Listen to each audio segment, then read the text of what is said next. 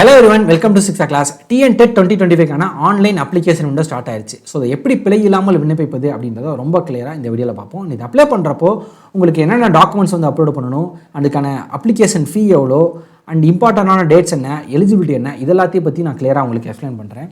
So November மாதம் நடக்க இருக்கக்கூடிய இந்த எக்ஸாமுக்கு நம்மளோட சிக்ஸா கிளாஸில் போத் பேப்பர் 1 அண்ட் பேப்பர் 2க்கு வந்து அட்மிஷன்ஸ் போயிட்டுருக்கு. நீங்கள் கீழே இருக்க லிங்க் மூலமாக நீங்கள் நம்மளோட கோர்ஸில் வந்து என்ரோல் ஆகிக்கலாம், அல்லது இந்த நம்பருக்கு கால் பண்ணி நீங்கள் வந்து உங்களோட அட்மிஷன்ஸ் வந்து என்ஷூர் பண்ணிக்கலாம். அண்டு நம்மளோட கிளாஸஸ் வந்து போத் ஆன்லைன் அண்ட் ஆஃப்லைன் ரெண்டுமே அவைலபிளாக இருக்குது. ஆன்லைன் பேட்சும் அவைலபிளாக இருக்குது, ஆஃப்லைன் பேட்சும் அவைலபிளாக இருக்குது. நீங்கள் வந்து எது வேணாலும் ஜாயின் பண்ணிக்கலாம், ஓகேங்களா.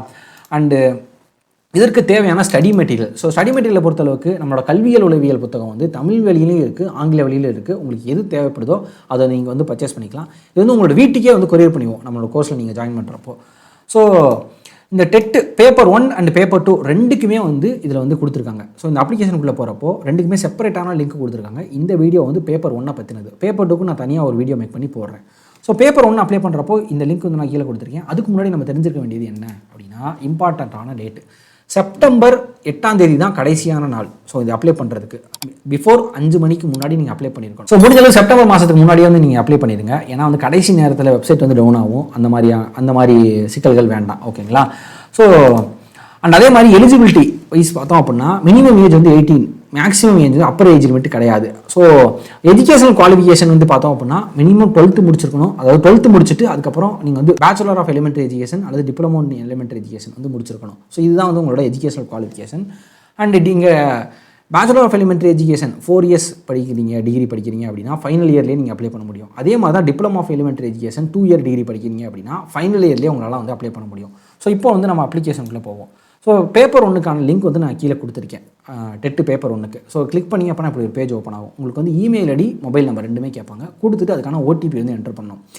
மெயில் ஐடிக்கு வந்து உங்களுக்கு ஓடிபி வரும். ஒருவேளை உங்களுக்கு வந்து ஓடிபி வரலை அப்படின்னா உங்களோட ஸ்பாம் ஃபோல்டரை வந்து செக் பண்ணி பாருங்கள், அல்லது உங்களோட உங்களோட மெயில் டிஆர்பி அப்படின்னு சர்ச் பண்ணி பாருங்கள், உங்களுக்கு வந்து கிடச்சிரும், ஓகேங்களா. அதை கொடுத்துட்டு ஸோ ப்ராப்பரான இமெயில் ஐடி கொடுங்க. கொடுத்துட்டிங்கன்னா உங்களோட மெயிலுக்கே உங்களுக்கு ரிஜிஸ்ட்ரேஷன் ஐடி அப்புறம் வந்து பாஸ்வேர்டு ரெண்டுமே வந்து கொடுப்பாங்க. லாகின் ஐடி அண்ட் பாஸ்வேர்டு ரெண்டுமே கொடுப்பாங்க. அதை ஒருவேளை நீங்கள் வந்து எங்கேயாவது லாக் அவுட் ஆகிடுச்சு அப்படின்னா நீங்கள் அந்த ஐடியை கொடுத்து நீங்கள் வந்து உள்ளே வந்துக்கலாம், ஓகேங்களா. ஸோ நீங்கள் திரும்பி லாகின் பண்ணுறப்போ அண்டு தேவைப்பட்டால் நீங்கள் பாஸ்வேர்டு சேஞ்ச் பண்ணிக்கோங்க, அல்லது நீங்கள் அப்ளை அப்படின்றத கிளிக் பண்ணிவிட்டு அடுத்த பேஜ் போய்க்கலாம். இதுக்கு வந்து நோட்டிஃபிகேஷனும் தெளிவாக கொடுத்துருக்காங்க, அண்ட் இன்ஸ்ட்ரக்ஷனும் வந்து ப்ராப்பராக கொடுத்துருக்காங்க. அதையுமே வந்து நீங்கள் பார்த்துக்கலாம். ஸோ அதுக்கடுத்து உங்களோட லாங்குவேஜ் அப்ளைடு ஃபார்ம் கொடுக்கணும். அதில் வந்து நீங்கள் என்ன லாங்குவேஜோ அதை கிளிக் பண்ணிவிட்டு அடுத்து போங்க. ஸோ கொடுத்துட்டு உங்களோட பர்சனல் டீட்டெயில் அப்போ நம்ம வந்து கவனிக்க வேண்டிய விஷயங்கள் என்னென்ன அப்படி பார்த்தோன்னா, உங்களோட பர்சனல் டீட்டெயில் வந்து ப்ராப்பராக இருக்கணும். அதில் வந்து உங்களோட நேம் வந்து ப்ராப்பராக இருக்கணும், உங்களோட ஏஜ், ஜெண்டரு, அப்புறம் வந்து டேட் ஆஃப் பர்த், இதெல்லாம் வந்து ப்ராப்பராக இருக்கணும். டேட் ஆஃப் பர்த்தை பொறுத்தளவுக்கு ஒரு சின்ன ரெகுலேஷன் இருக்குது. என்ன அப்படின்னா, உங்களோட 10th மார்க் ஷீட்டில் என்ன டேட் ஆஃப் பர்த் இருக்கோ அதை தான் வந்து நீங்கள் இந்த இடத்துல கொடுக்கணும், ஓகேங்களா. ஸோ அடுத்து உங்களோட ஃபாதர் நேம், மதர் நேம், உங்களோட பர்சனல் டீட்டெயில்ஸ்லாம் கொடுத்துருங்க.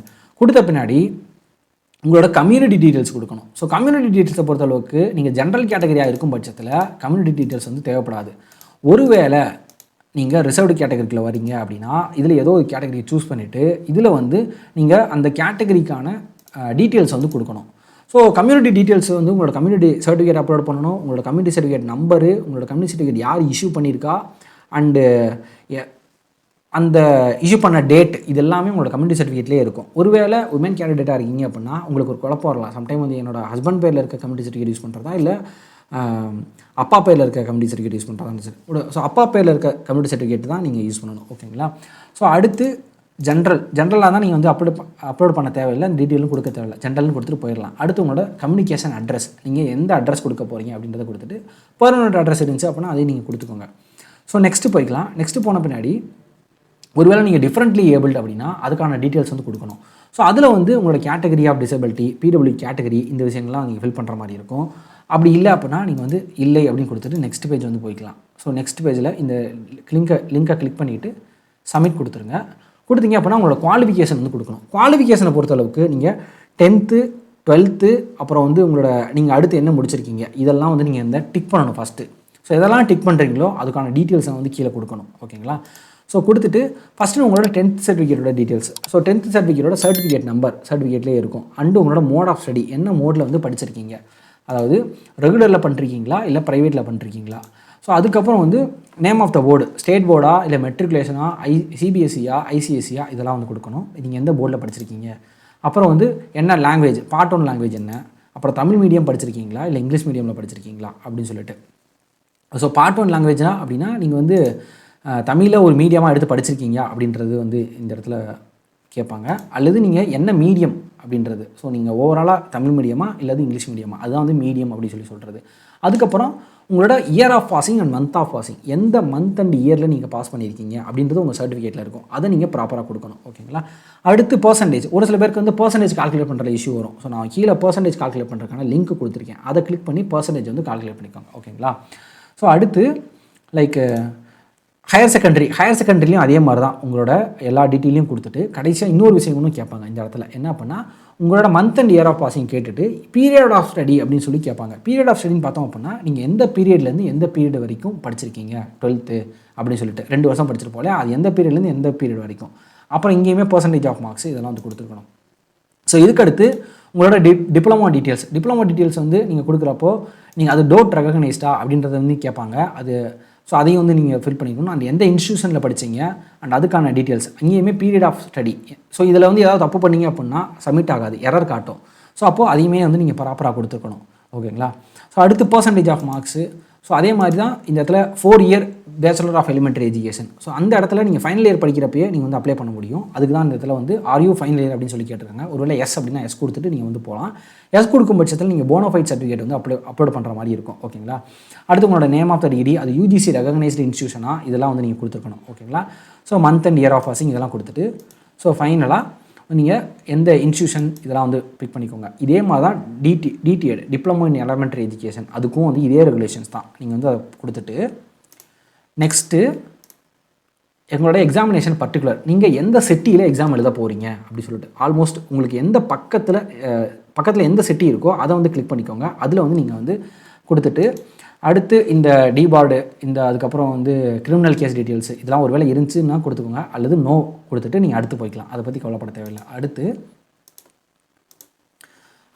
ஸோ இந்த இடத்துல நீங்கள் வந்து நீங்கள் கம்யூனிட்டி டீட்டெயில் கொடுத்துருப்பீங்க இல்லையா, அதை பேஸ் பண்ணி ஆட்டோமேட்டிக்காகவே உங்களோட ஃபீஸ் எவ்வளோ அப்படின்னு சொல்லி காட்டியிருப்பாங்க. ஸோ அதை தான் நம்ம வந்து பே பண்ண போகிறோம். அதுக்கு முன்னாடி நம்மளோட டாக்குமெண்ட் வந்து அப்லோட் பண்ணியிருக்கோம். ஸோ டாக்குமெண்ட் என்னென்ன அப்லோட் பண்ணணும், உங்களோட ஃபோட்டோ, உங்களோட சிக்னேச்சர், உங்களோட 10th சர்டிஃபிகேட், 12th சர்டிஃபிகேட், அதுக்கப்புறம் உங்களோட சப்போஸ் நீங்கள் டிப்ளமோ கொடுத்தீங்க அப்படின்னா டிப்ளமோ சர்டிஃபிகேட்டு, அல்லது நீங்கள் இந்த 2 இயர் பேச்சுலர் டிகிரி முடிக்கிறீங்க, அதாவது 2 இயர் டிகிரி முடிக்கிறீங்க, டிப்ளமோ டிகிரி முடிக்கிறீங்க அப்படின்னா அதுக்கான செமஸ்டர் மார்க் ஷீட் கொடுக்கணும். அதாவது கன்சாலிடேட்டட் மார்க் ஷீட் அது கொடுக்கணும். அல்லது எல்லா செமஸ்டர் மார்க் ஷீட்டையும் ஒன்றா அட்டாச் பண்ணி ஒரே பிடிஎஃப் வந்து அப்லோட் பண்ணணும். ஓகேங்களா.